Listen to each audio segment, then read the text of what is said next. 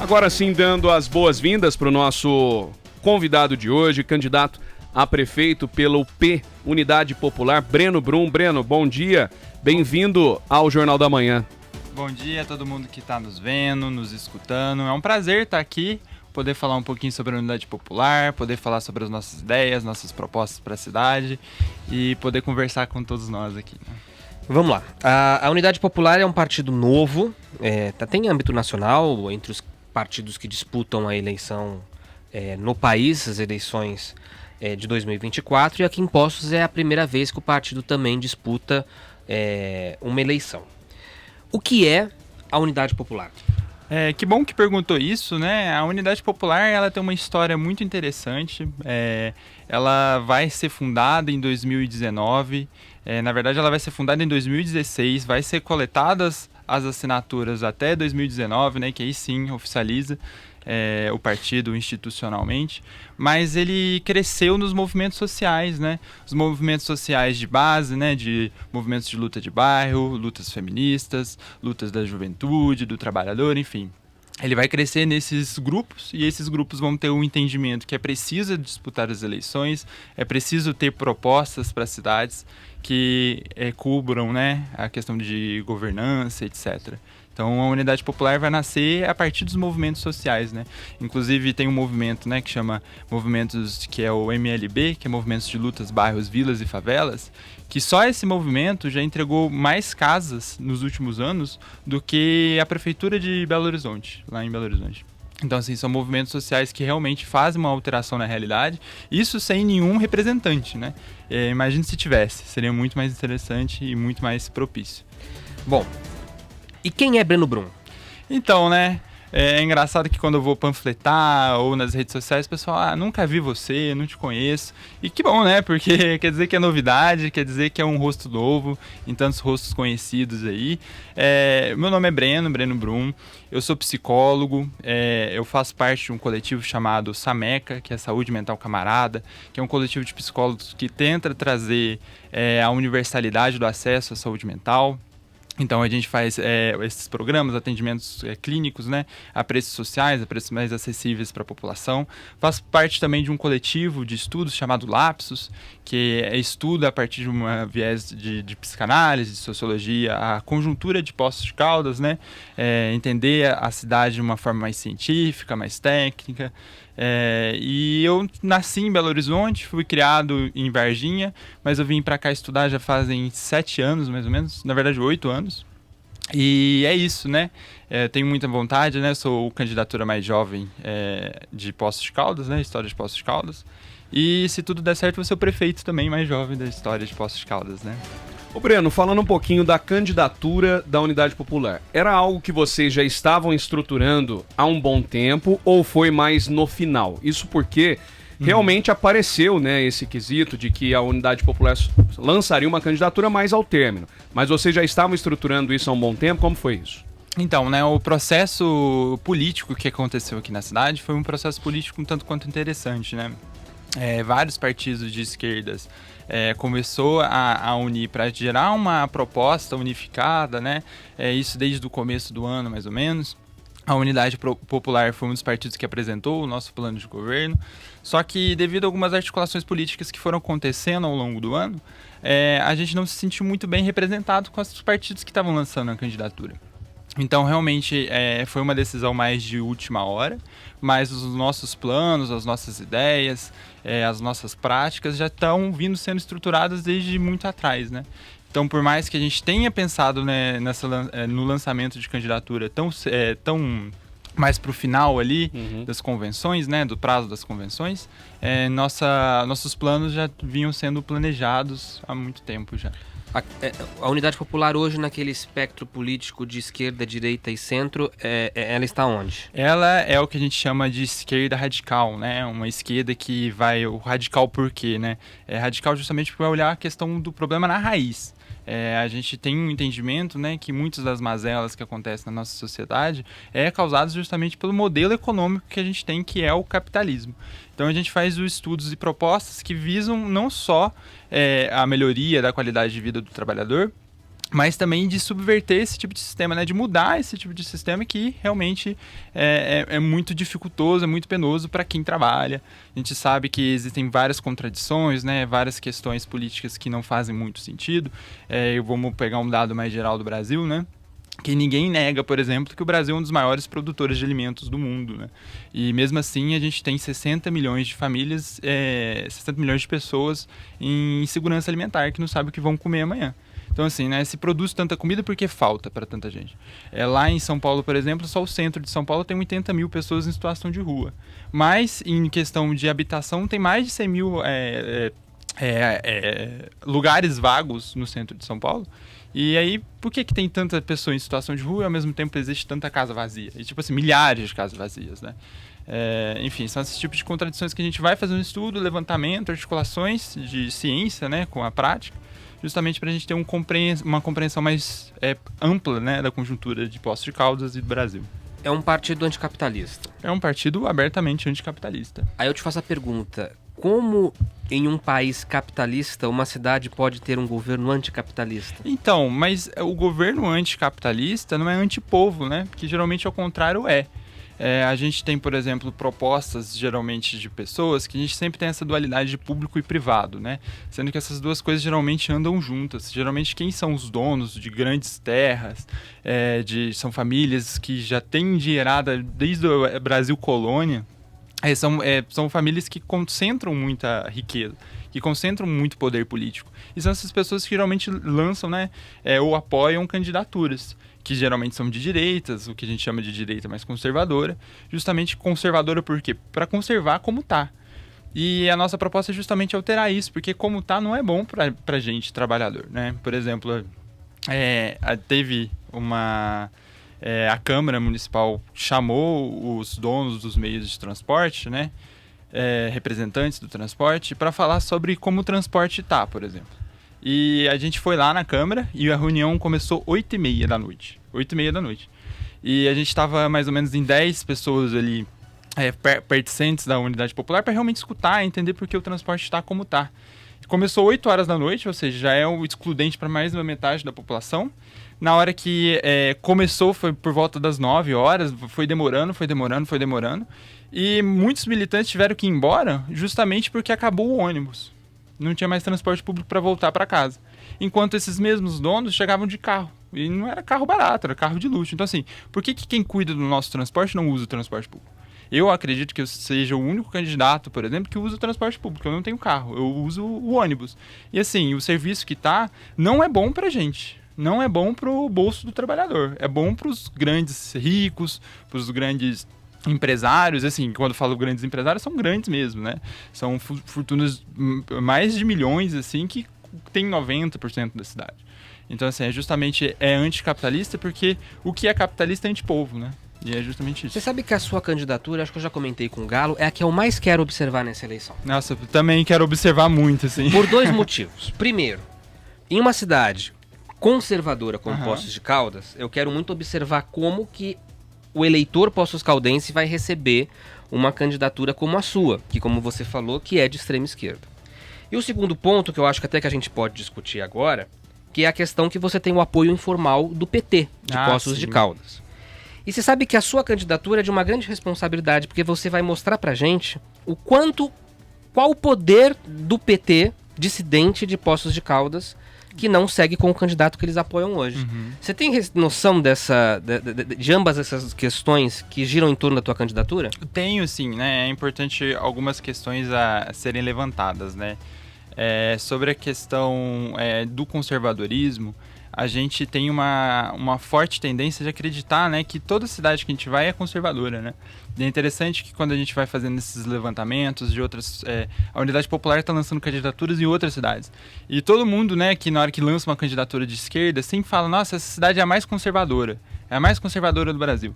E a perspectiva que a gente tem, né, que o conservadorismo, na verdade, ela é a ideologia dominante. Estranho seria se fosse diferente. Mas quando a gente vai nas ruas, a gente chega nos bairros e começa a conversar com as pessoas,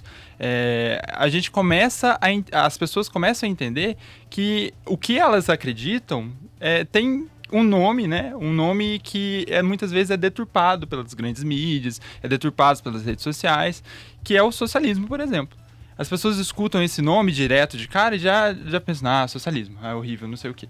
Mas quando a gente vai falando o que é, sem falar o nome do socialismo, as pessoas, não, realmente, faz sentido. Então, assim, nossa proposta justamente, né, não é que as pessoas são apolitizadas, ou ele tem espectro da direita, né? É que as pessoas são mal informadas. E não intencionalmente, né? Isso delas serem mal informadas é um projeto, é uma estrutura que realmente beneficia os grandes poderosos, os donos de grandes fortunas, enfim. Então, são essa galera que tem um dinheiro que vai financiar grandes mídias para justamente não falar o que o povo pensa, né? Não falar o que a esquerda precisa, enfim. E sobre a questão do PT, né? É uma questão tanto quanto interessante, porque teve essa articulação com o Heloísio e o Paulo Tadeu, né? E essa articulação, a Unidade Popular, ela andou acompanhando desde janeiro, que nem eu tinha falado, né? Só que esse avançar da carruagem, a gente foi tendo uma ideia de que seria muito necessário a gente lançar um projeto próprio.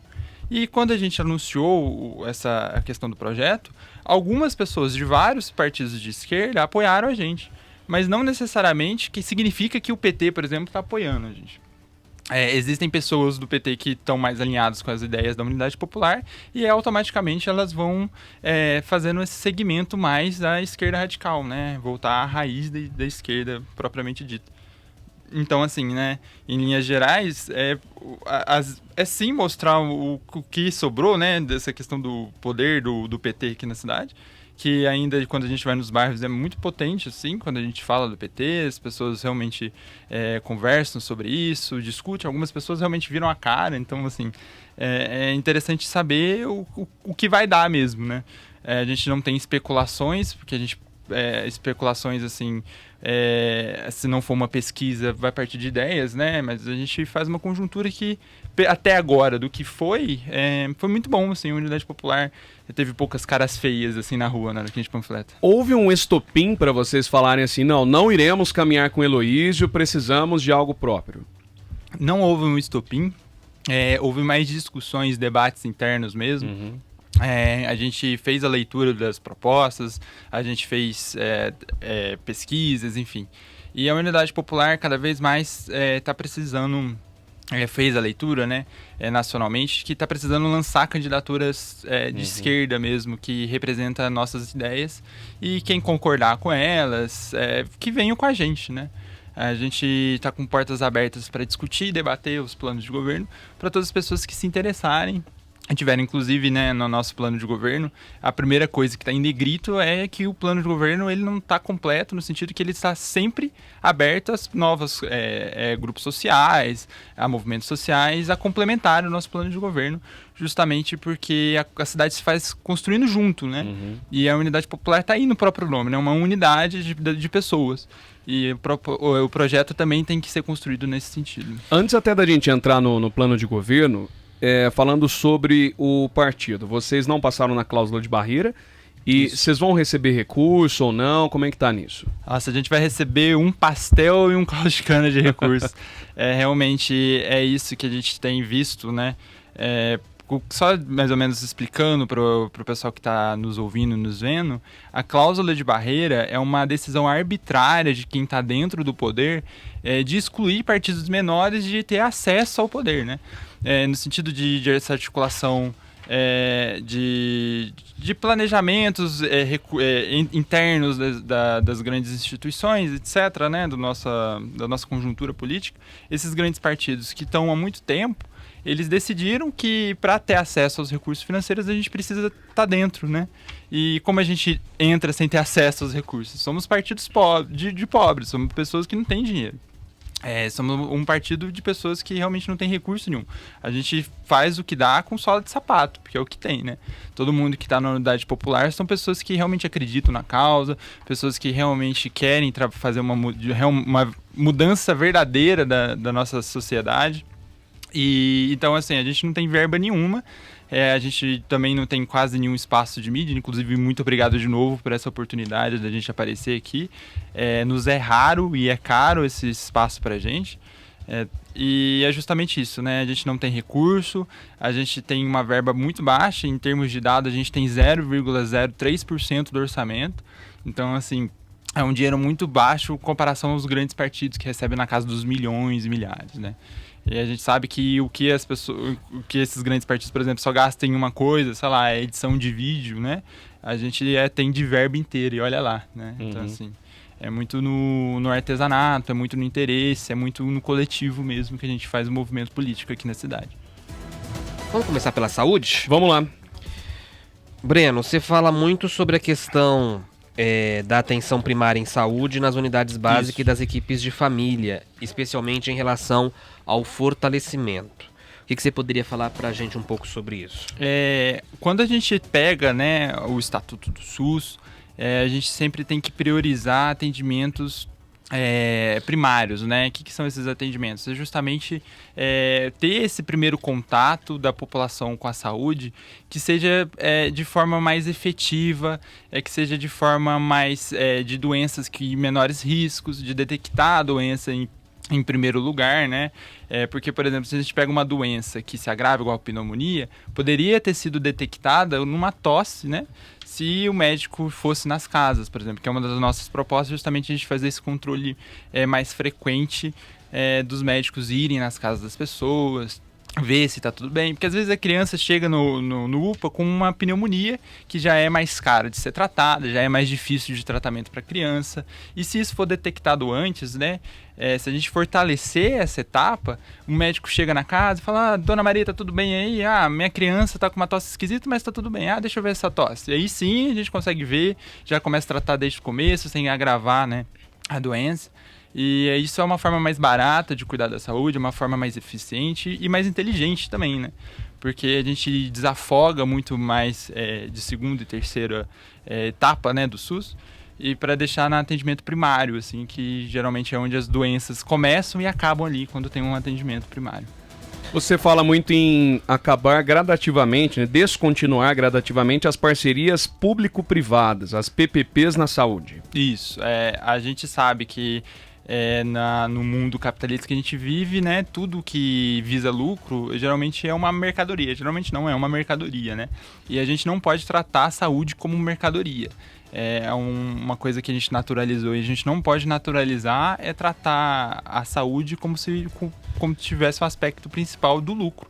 Então, assim, a saúde, ela tem que primeiro ter esse viés humano, não de lucro, não de mercadoria, mas como um direito ao acesso. E as parcerias públicos-privadas, principalmente a parte privada, têm um interesse em lucrar com leito, lucrar com doença, lucrar com medicamento. Então, assim, e a gente sabe, né, que aí vem essa falsa dicotomia também sobre corrupção e tudo mais, que a gente teve a CPI recentemente dos médicos e tudo mais, que é uma parceria público-privada e a gente vê médicos do privado também que fizeram 60 atendimentos em um único dia, sendo que são dados como impossíveis. Ou mentiu nos dados, ou está fazendo atendimentos de péssima qualidade, né? Porque 60 atendimentos em um único dia, né, é um absurdo. E também a gente sabe que a saúde, se trazer de volta para o público, a gente volta a priorizar o SUS, né? O SUS é o nosso maior patrimônio, diria que é um dos, se não o maior patrimônio que o Brasil tem, e ele precisa ser fortalecido, enaltecido, engrandecido. O SUS ele é complexo o suficiente para atender as demandas da população, basta interesse mesmo, interesse do governante, né, da pessoa que assumiu o executivo, de fortalecer ele na nossa cidade. Porque o SUS está em tudo, né? Desde o atendimento no UPA até a coleta de lixo, de saneamento, que é uma das nossas propostas também. Você fala sobre a criação de um centro de referência e resistência LGBTQIA+. É um grande trecho, inclusive, aqui dentro do teu plano de saúde. O que você poderia nos explicar sobre, Breno? Esse trecho ele foi construído coletivamente com pessoas do grupo. Então, assim, de novo, né, essa parte, geralmente as partes que estão maiores são grupos que a gente foi conversando e tudo mais. Não. Mas, enfim, esse centro é muito inspirado em alguns lugares do Brasil que já fizeram, né, essa proposta, já fizeram essa articulação de centros comunitários desse grupo. A gente sabe que muitas vezes são grupos marginalizados, grupos que sofrem violência, grupos que muitas vezes são expulsos de casa, são esquecidos, marginalizados, enfim. E a gente tem uma tendência, né, de criar esse centro LGBTQIA+, justamente para fortalecer esse grupo, não só, né, com uma intervenção quando precisar, mas gradativamente ter um centro cultural para essas pessoas se fortalecerem, né? E é aquela questão, enquanto elas sofrerem por serem quem são, a gente precisa de políticas públicas que justamente tragam essa característica de cuidado, de acolhimento, porque é função do poder público isso. Então é justamente o centro vem com essa tendência aí de acolhimento, né? Um olhar mais humanizado para o grupo. Sabe o que eu senti falta no teu plano de governo na questão da saúde? Saúde mental. Então, né? É curioso isso. Porque o que acontece? Quando a gente estava construindo esse plano de governo, a gente estava... Foi tudo muito rápido, a gente fez essas propostas desde antes, né? E como a gente tinha que fazer essa postagem, né, fazer esse levantamento, a gente colocou de caráter provisório muitas questões. Então, esse plano de governo, ele já está modificado, ele já está inserido, né? Ele só não foi postado porque a gente ainda está coletando. Então, a gente faz a proposta de saúde mental também, a gente vê a falta de financiamento, por exemplo, nos atendimentos públicos. Que, inclusive, desculpa te interromper, é algo que não é debatido em Poços de Caldas, saúde mental. Não, não é. Nenhum plano de governo falou de saúde então, mental. Então, né, e é interessante porque a saúde mental é um tema crucial porque é onde abarca todo mundo, né? Porque a saúde mental... E aí que entra as complexidades do nosso próprio sistema capitalista, né? É difícil eu, por exemplo, que sou psicólogo, faz o atendimento clínico do tipo, ei, tá tudo bem? E a pessoa fala, não tá porque eu tô muito triste. Por que você tá triste? Peguei 2 horas de ônibus, sabe? E aí você fica, beleza, o que a gente faz na clínica, né? Você vê que muito da saúde mental vem da precarização do trabalho, vem da precarização de outras facetas que fracassaram, né? Outras faces da pessoa que fracassaram, né? E são questões como, por exemplo, foi negado o acesso à cultura, foi negado o acesso ao lazer, foi negado o acesso a espaços públicos bonitos, né? Então a gente vê que o centro da cidade, por exemplo, está cada vez caminhando mais para uma estética para o turismo, etc. E outros bairros têm essa precariedade. Ninguém fica bem na fumaça que teve no último tempo, né?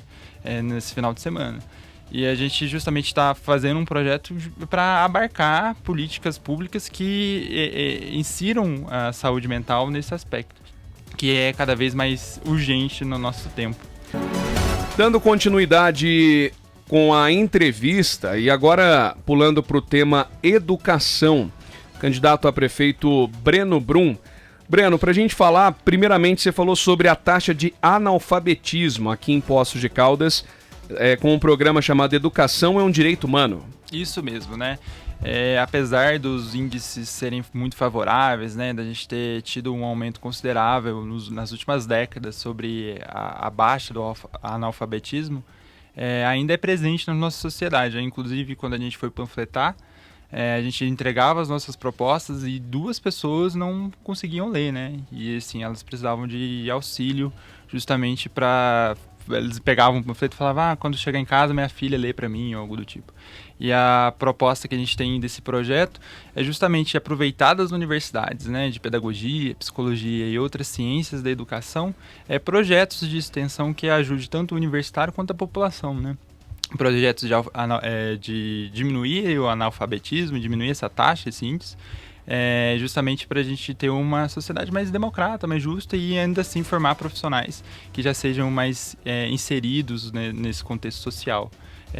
Que não adianta nada ter pedagogos ou psicólogos, enfim, que sejam formados distantes da sociedade, né? Eles têm que serem inseridos o quanto antes.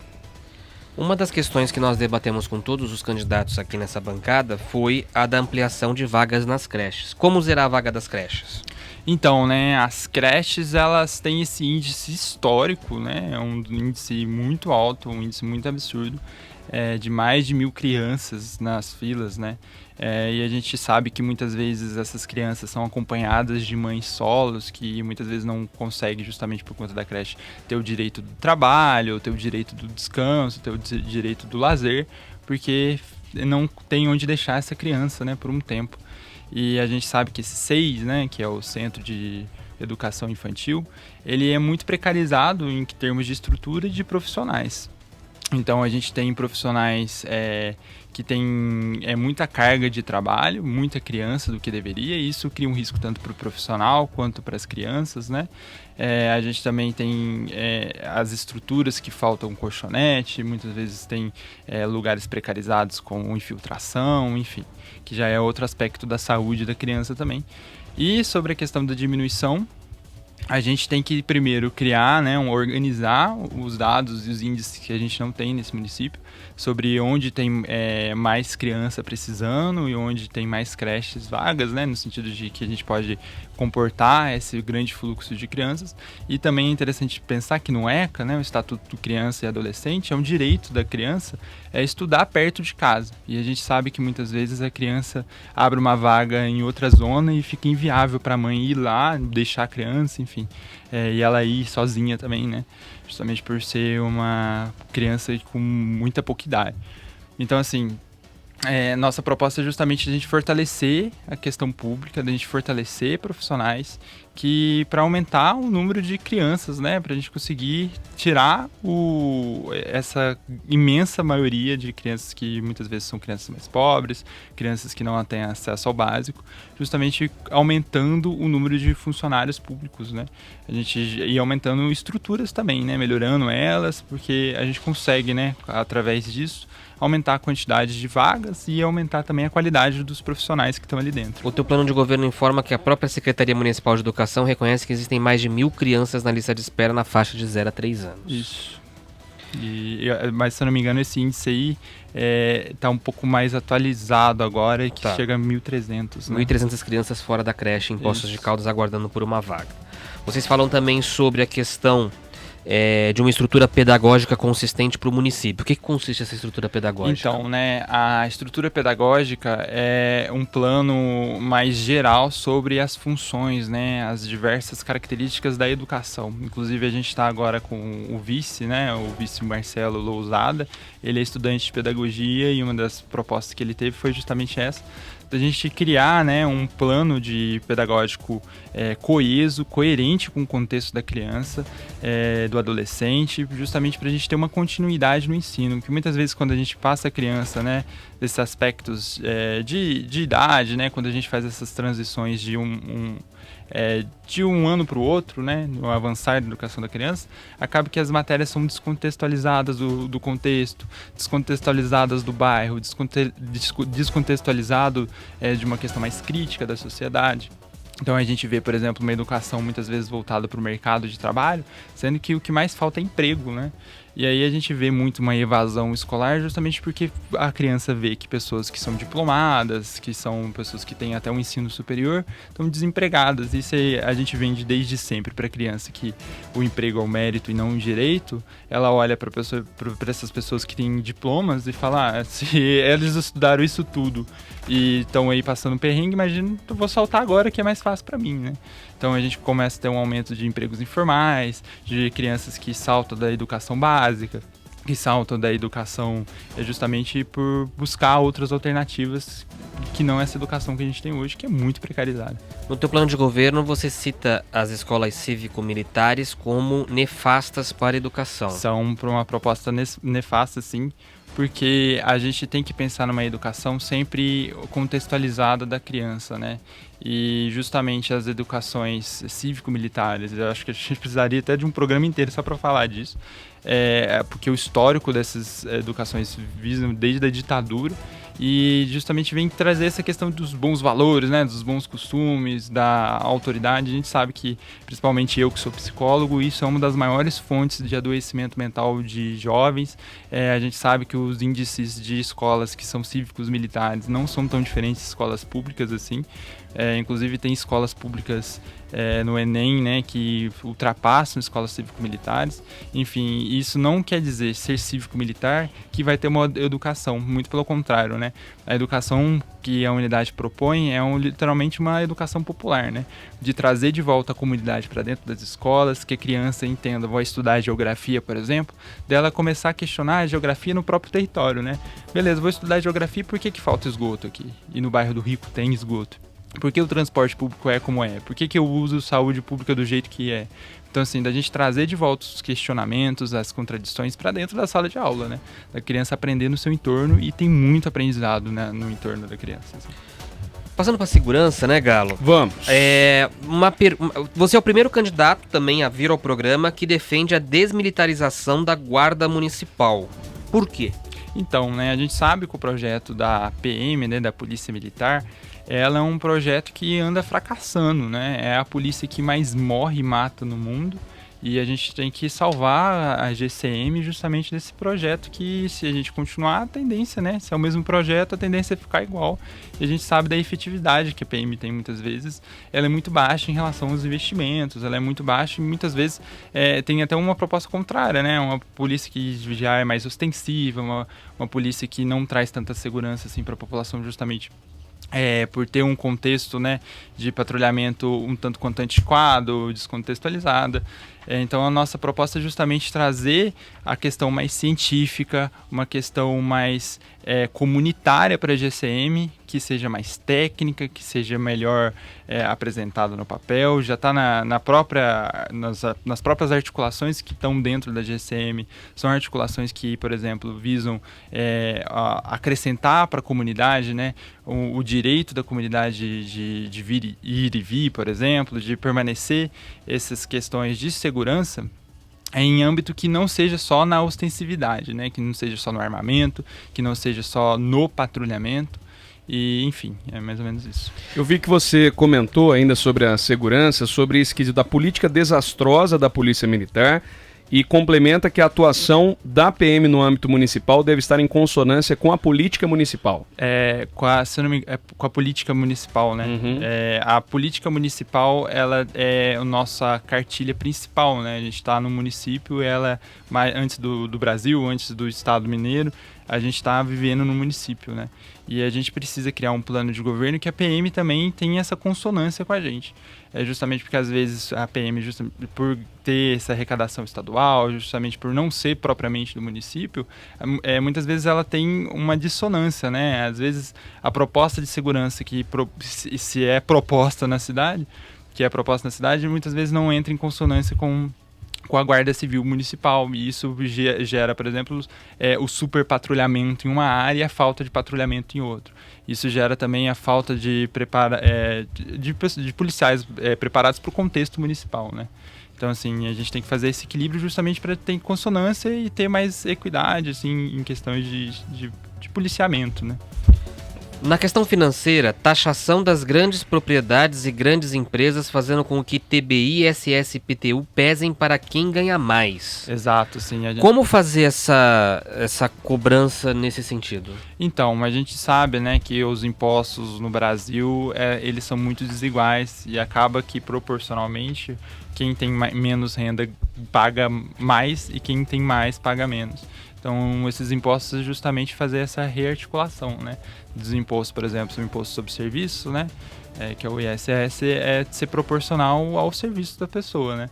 Ao serviço que aquele empreendedor está fazendo, não ao contrário. Porque senão, se a gente generaliza, né? Faz as faixas de valores que tem hoje em dia, acaba que quem ganha milhões paga o mesmo imposto que quem ganha 5 mil. E isso não faz sentido nenhum, né? Mas dá para fazer uma pessoa, um empresário, pagar mais IPTU do que... Tem como? Não é necessariamente, né? Fala essa questão de pagar mais, é justamente da gente inverter a pirâmide. Porque todo mundo está pagando mais ou menos a mesma quantidade, independente do quanto ganha. E aí, se a gente diminui a pirâmide embaixo, aumenta a pirâmide lá em cima, quem ganha menos paga menos e quem ganha mais paga mais. É proporcional. Dá para fazer no município? Dá para fazer no município. Inclusive, isso é uma proposta nacional da Unidade Popular, feita por economistas. Então, assim, é super viável. Breno, eu senti falta do turismo dentro do seu plano de governo. O que você tem a dizer sobre a privatização e até mesmo quais são suas propostas? Tem muito, né, sobre dizer sobre o turismo. O turismo é uma das facetas da economia de Poços de Caldas, mas também não é a única. A gente sabe, né, que a gente tem um pátio industrial, a gente tem um pátio comercial, a gente tem outras formas de economia que não somente o turismo. E o que aconteceu nas últimas gestões são investimentos voltados 90% para o turismo, né? A gente vê, por exemplo, a privatizações dos pontos turísticos que realmente embelezaram o lugar, mas isso poderia ter sido feito sem ter vendido a preço de banana para um único só grupo político. Então, hoje em dia, né, para o trabalhador que quer ter um acesso a esse lugar, tem que ou pagar estacionamento, ou pagar o bondinho, ou pagar até mesmo a trilha, que a gente sabe que isso é um absurdo, pagar a natureza, né? E os únicos trabalhadores que a gente encontra, por exemplo, no Cristo, são os trabalhadores que estão trabalhando lá, né? Ninguém está aproveitando o espaço que seja Poços Caldense. A gente sabe que, em termos de investimento, o turismo ele tem uma importância econômica aqui para Poços de Caldas, mas a forma que o turismo está sendo construído na nossa cidade é um turismo excludente. É um turismo que cada vez mais beneficia muito pouco a população e beneficia muito os mais ricos, beneficia pessoas que são grandes proprietários, né? Desses conglomerados.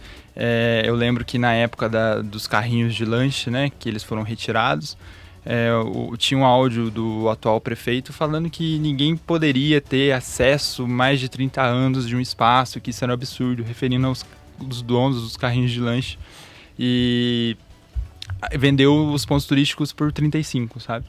E a preço de banana, inclusive. Então, assim, a gente sabe que a forma que o turismo está sendo construído na nossa cidade é esse turismo da especulação, esse turismo de encarecer o centro e esquecer o resto da cidade. Ele está virando uma cidade vitrine, uma cidade que a população não tem acesso, porque a gente já começa com R$6 a passagem do ônibus, uma pessoa com uma família com 4 pessoas, já vai pagar um monte de dinheiro, né? R$24 para ir, R$24 para voltar. Fora os lanches que são caríssimos, pequenos, que não atendem a necessidade da população. Então, assim, o lazer nessa nossa cidade está ficando caro e inacessível para quem mora nela. Então, o turismo é sim importante para a economia, mas a gente tem que repensar a forma que o turismo está sendo feito. Na questão do transporte público, você propõe a municipalização do transporte por inteiro. Isso. Você tem algum estudo ou algum parâmetro de alguma cidade que tenha feito a municipalização do transporte público que tenha dado certo? Sim, a municipalização do transporte público, né, junto com tarifa zero. Só para dar esse contexto, né, a municipalização é um processo gradativo que a gente tem o interesse de efetuar no nosso município, que é trazer de volta, né, a empresa de ônibus para o poder público, para o poder popular. A gente sabe que o Tarifa Zero já foi realizado em mais de 40 cidades do município e a municipalização já foi realizada em torno de 8 cidades, que deram certo. Cidades de São Paulo, Rio de Janeiro e, se eu não me engano, Minas também teve uma sobre municipalização. A municipalização, no caso, na tua proposta, deixa eu ver se eu entendi direito, seria de transformar hoje você tem a Floramar, que é uma empresa privada explorando o serviço. Seria de você criar uma companhia municipal de transporte público, exatamente. Por exemplo. Seria justamente isso, porque a gente sabe que isso, inclusive, municipalizando o transporte, a gente conseguiria mais fundos para passagem, para tarifa zero. Lembrando que esse plano de governo também foi construído com pessoas da economia, então eles foram dando essas deixas, esses entendimentos, que a verba que viria seria diferente, seria uma verba maior, enfim. Você consegue citar quais cidades a municipalização, eu não estou falando tarifa zero, a municipalização funcionou? Foi uma cidade do Rio de Janeiro que fica na beira ali, esqueci o nome agora, mas foi uma cidade que fica ali na beira do Rio de Janeiro. Porque em 1989, eu acompanhei um estudo recente de uma cidade de Santos, onde uma prefeita, inclusive do PT, que foi a Thelma de Souza, ela municipalizou o transporte público, era uma empresa privada, ela fez a criação não foi CMTC na época, Companhia Municipal de Transporte Público, que a época não deu certo, teve que reverter novamente para o privado. Então, né, porque quando a gente faz a municipalização do serviço público, a gente precisa continuar ele, muitas vezes não é do interesse do executivo, ou interesse da própria pessoa que está gestando ali, de continuar com esse serviço. É um serviço que ele vai contra, né, essa questão do atendimento da população, de criar uma alternativa, justamente, né, para a gente transformar um mercado em disputa. Porque não faz sentido nenhum, né, justamente uma empresa só ter o domínio completo e absoluto do transporte público. Falando sobre a promoção social, quais são suas ações ou o que você pretende fazer para trabalhar nesse quesito de de pessoas em situação de rua aqui em nossa cidade? Então, né, as pessoas em situações de rua não são um dado exclusivo de Poços de Caldas, né? A gente sabe que pessoas em situação de rua estão espalhadas pelo Brasil inteiro. E assim, né, a tendência que a gente tem é de fazer o distanciamento dessas pessoas, da gente colocar as pessoas em situação de rua como se fosse muito distante do nosso contexto, né? E é interessante que o que difere muitas vezes uma pessoa que está nesse lugar pra gente que tá desse outro lado, digamos assim, é o desemprego, é um mês ruim. Então, assim, a gente viu na pandemia o aumento expressivo de pessoas, esse aumento de pessoas em situação de rua, justamente porque pessoas perderam o desemprego e, consequentemente, perdem suas casas alugadas, né? Que não são suas, né? São imóveis alugados. Então, assim, a gente tem que entender que com a crise econômica que está sempre indo e vindo, com cada vez mais riscos, né, de a gente cair de novo nessa decadência econômica, a tendência é justamente aumentar essas pessoas em situação de rua. Então, isso é uma emergência da gente ter esse zelo. E uma das nossas propostas é justamente a gente ter o pleno emprego, né? Da gente garantir que as pessoas consigam trabalhar, porque na nossa sociedade o emprego é um mérito, sendo que na verdade ele é um direito, né? Como a prefeitura pode fazer isso? Então a gente tem as frentes emergenciais de trabalho, né? As frentes emergenciais de trabalho já foram efetuadas em São Paulo, já foram efetuadas em vários outros estados também. É uma lei que foi, se não me engano, criada em 2006 e é justamente isso. Uma frente de trabalho é você fazer uma espécie de concurso, né? Que não tem uma disputa, é justamente a pessoa que tem um RG, um credencial, isso varia de município para município, né? Mas que a gente fez os estudos é apresentar o RG, apresentar RG e CPF e apresentar a sua força de trabalho, né? No sentido de o que você pode fazer ali. E aí essas frentes emergenciais têm uma contratação situacional, né? Dependendo das condições econômicas do município, que varia de um salário mínimo até mais, e justamente para a gente ter, logo no começo do governo, trabalho para essas pessoas, né?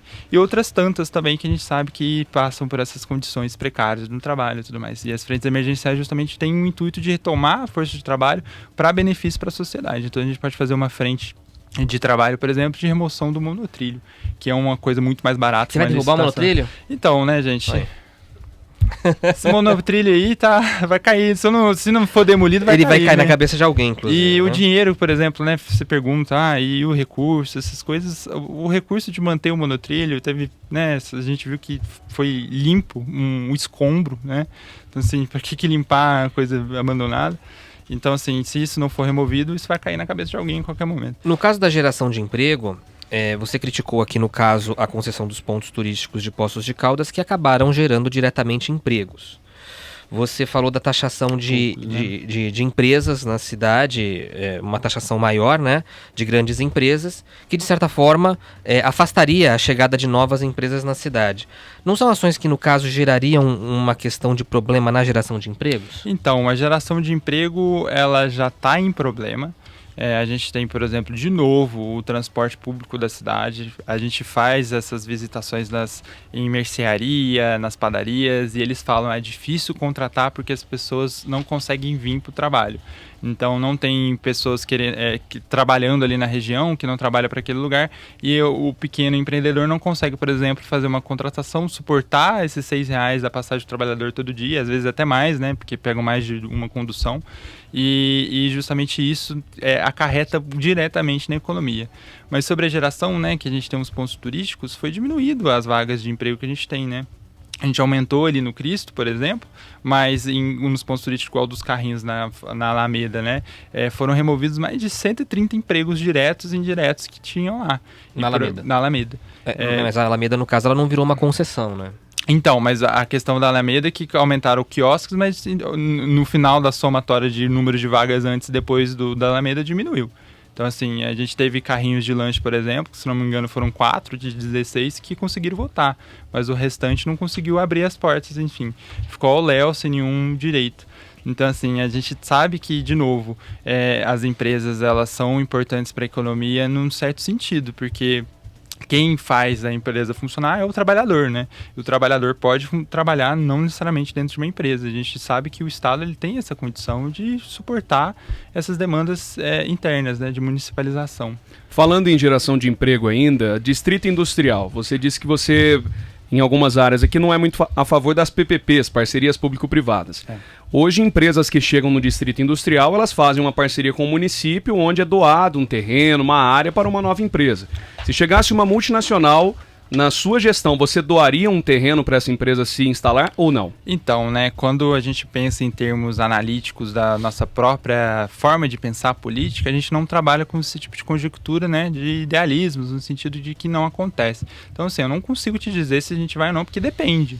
Depende da empresa, depende do tipo de proposta. Da contrapartida? Da contrapartida, justamente. Então, assim, não tem como falar não aceitaria, porque a gente sabe que muitas vezes a gente faz essa concessão que a gente tem alguns casos recentes, né?